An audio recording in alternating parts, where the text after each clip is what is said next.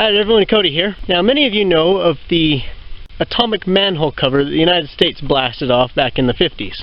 The story is that they set a nuclear bomb at the bottom of a 200-foot shaft. The shaft was partly filled with water, and on top of the shaft they had a big metal plate. And when the bomb went off, the metal plate was sent off so fast that it was only caught in one frame of this high-speed film, which gives it a minimum velocity of like several times the escape velocity from the Earth. Now it's generally assumed that because of Newton's impact penetration laws, a flat steel object hitting the atmosphere would be stopped in a few thousand feet. There's no way it would make it into space. But I'm thinking that perhaps the explosion, the explosive hot gases coming up the tube might have been going slower around the side, and perhaps since the manhole cover is slightly over the rim of the tube, it would cause the steel plate to get into a conical shape, which might actually be able to penetrate through the atmosphere. Now, to test out this theory, this is going to be a pretty crude test, but I have myself a little manhole cover. See that? But I have my atomic bomb here, and here's my shaft, which goes into the ground. You can see my igniter down at the bottom, and I have the atmosphere. This is going to be simulated by a gallon of water in a little pail. If this manages to punch it through that, then I'll know that it would probably have made it into space if it was a larger scale. See, if this metal hit this at a blunt edge like this, it would be stopped almost immediately. But if it manages to get into a conical shape, then it'll probably punch right through this.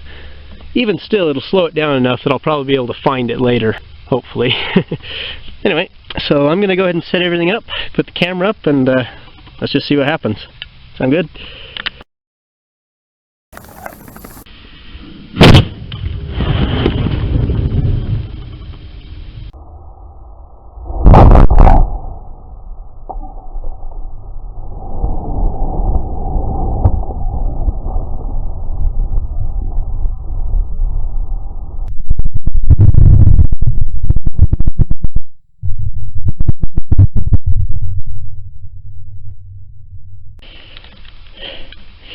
And that was an atomic blast. I should not have used cinder blocks.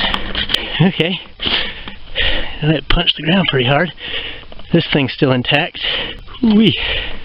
That must have went up in the air. I need to review that video. Anyway, here's the bucket. And I might never find that little piece of metal.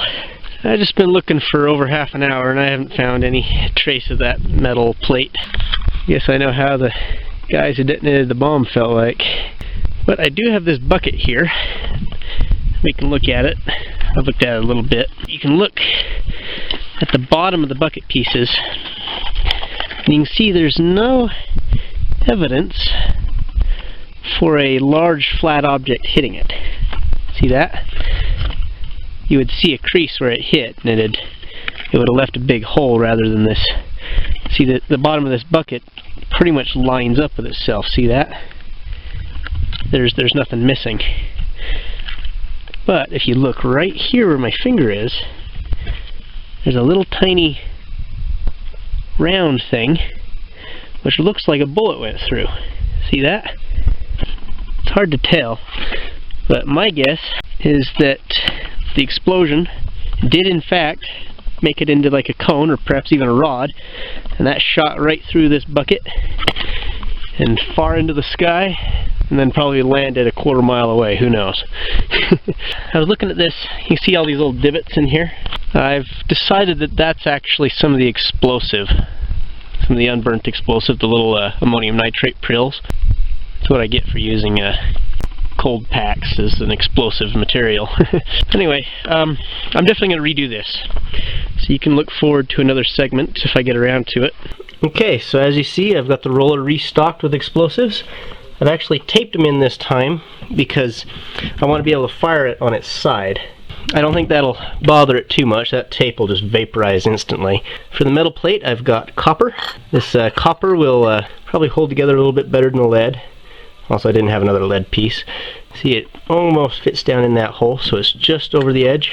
And as you can see, I've actually put markings on one side of the plate. I don't know if you can see it. It's not to cause it to bend in a certain way. In fact, I've designed the markings so that they wouldn't interfere with its bending. I just want to have those markings on there so I can see which side is which when I'm done with this. So after it gets all deformed, I want to see which side got pushed in which way. Alright, here we are at the range. As you can see, I've got this copper plate taped in over the hole. Now this is actually the second time I've done this exact experiment. You can see the bale of hay here that I shot at last time. And I actually have the piece of copper from that, and I'll show it to you in a little while. But since my camera did not record this test, I'm going to go ahead and try again so you guys can see it. And this is a good, give me a good second data point as well.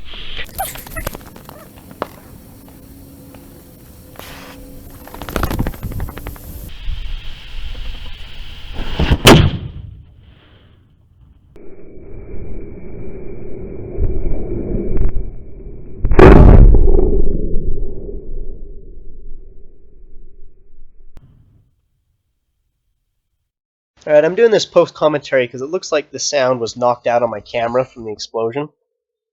Anyway, I was looking for the bottle right now because I had a bottle sitting behind it. It's the same bottle I had in that other video.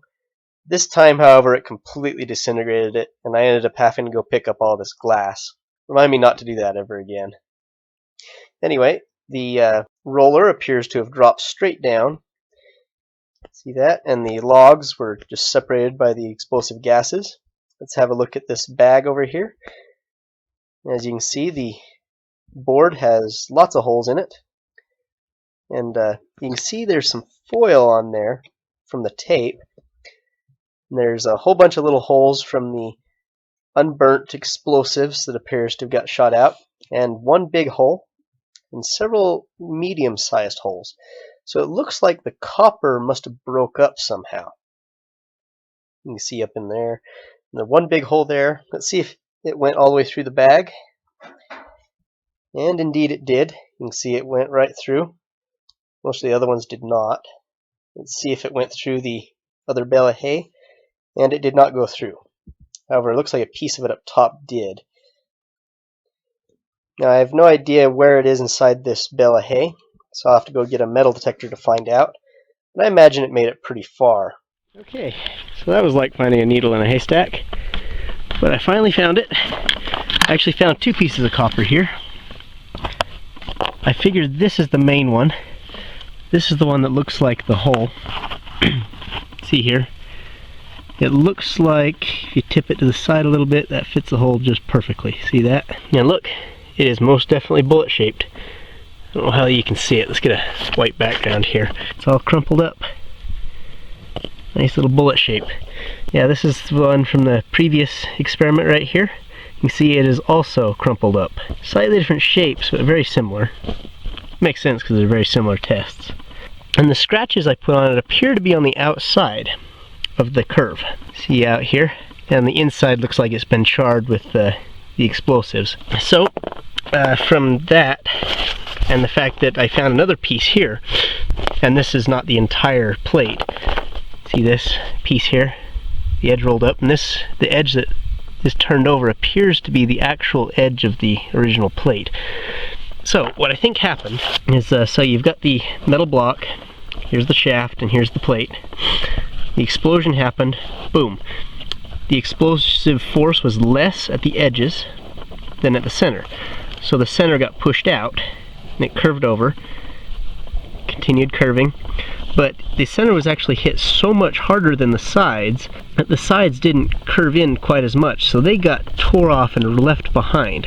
And so the center went ahead and crumpled together, and these edges here went off, and that's why I see multiple holes in the cardboard. So you got like this guy here and this one here. So it looks like this piece was originally attached onto probably like that. And this is one that got flown off and got left behind, basically. Yeah, it looks like this side that I've got facing up right now is actually the inside, though the one that was facing the explosion. Got blasted away, and this edge, which didn't have any explosive power on it, got left behind so much that it just kind of curled up and smacked into it, see? I don't know. You guys can probably make sense of this just as much as I can. I think this proves that the atomic manhole cover was deformed by the blast. And if so, that more bullet shape would have had the penetrating power to actually make it through the atmosphere. See, this shape would totally be able to make it through the atmosphere, whereas a flat disc would be stopped within a few thousand feet. Because you get more metal behind the same spot, so it's essentially makes it into a thicker object. And of course, the thicker the object, the farther it is able to penetrate through a medium. I mean, this here is about the biggest experiment that I can do myself. I would love to see a full-scale test with an actual bomb, recreate it exactly, track that plate, you know, satellite, radar, everything we've got, track it, figure out exactly how fast it went, and then from that we could figure out where the original plate might be out in space. If so, we'd be able to figure out the general location. We might actually be able to see it with a telescope. And possibly one day send a spacecraft out, meet up with it, and say, oh yep, this is a man-made object here. That means the United States definitely launched something into space before the Russians. I think that'd be pretty cool. But of course, that's never going to happen because of the test ban treaties. We're never going to be able to launch off an atomic bomb here on the surface of the Earth ever again. Which makes me sad. It might still be worth looking for that plate though. But it'd be a lot harder to find it because we don't even know if it got fast enough to leave the solar system or not. I mean, it might be in Earth orbit for all we know. Probably not, but my guess is it's probably in a solar orbit, probably highly elliptical, judging by the time of launch and everything. But it might have actually completely left the solar system. We don't know, that's why I want to do a test. But small-scale tests, I think, definitely has confirmed that it definitely made it to space. I hope you enjoyed watching this. I certainly enjoyed it. I'll see you next time.